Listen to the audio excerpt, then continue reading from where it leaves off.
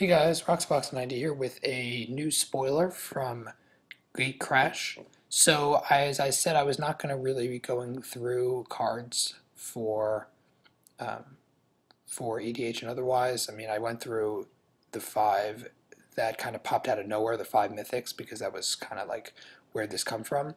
And now they're kind of beginning to spoil stuff from the set, so I'm probably going to end up doing a couple of like cumulative, like once they have a sizable amount of the set. If not the whole set, I'll do my favorites or best of and that sort of thing.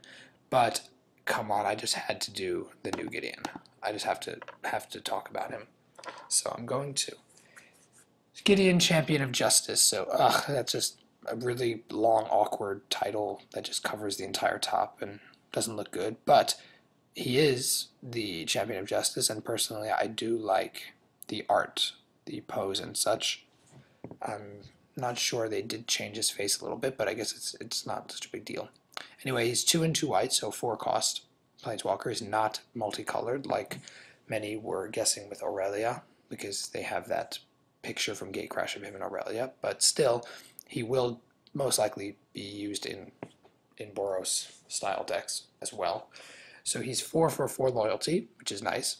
+1, put a loyalty counter on him for each creature your opponent controls, target opponent controls. That's pretty good, especially in EDH. Of course, in Standard and such, he's going to potentially be getting, he should hit play very likely with 6-7 loyalty from that at minimum, most likely. But in EDH, it could potentially be a heck of a lot more, and that's pretty crazy. So even though it's a +1, automatically he just loyalties up like crazy, which he needs for his ultimate, which we'll get to in a minute.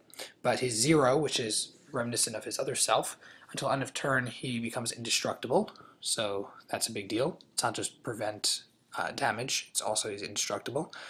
The human soldier creature with power and toughness equal to the number of loyalty counters on him. So he's not bound to the 6 that he was in his first form, which makes a big deal in the more standard 60 card formats, because he could potentially just pump up one or two times the loyalty and then just swing as a huge creature. That's pretty powerful. The indestructibles also makes him very, very difficult to kill.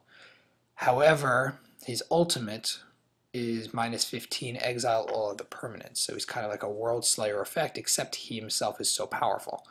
So that is an amazing wrath, given what he is. You end up, the entire field is cleared except of him. So essentially you hold the game with him. It means you basically, I would say basically win. So in EDH, the +1 is pretty good, if not great. The 0 is not so important as it was in his first form, but it can be good because he's not just a 6/6 beater. He can be a 12/12, a 15/15, so he can be a sizable beater, especially in beatdown decks and aggro decks. So that could also be pretty good, especially in 1v1 EDH, but even in multiplayer potentially. And the -15 is an incredible wrath that not only almost guarantees you win the game, but leaves your opponents with very few options to deal with him because they have no mana. So he's an absolute beast, and we'll see tons of play in EDH, I would think, particularly in mono white and aggro decks. So let me know what you guys think about Gideon and the other cards that relate to EDH. Stay tuned and you'll see more videos discussing them, but tell me more what you think about Gideon in the comment section. And of course, check out my channel sponsors below in the description. Thanks for watching, and as always, Roxbox90 signing out. I'll see you guys next time.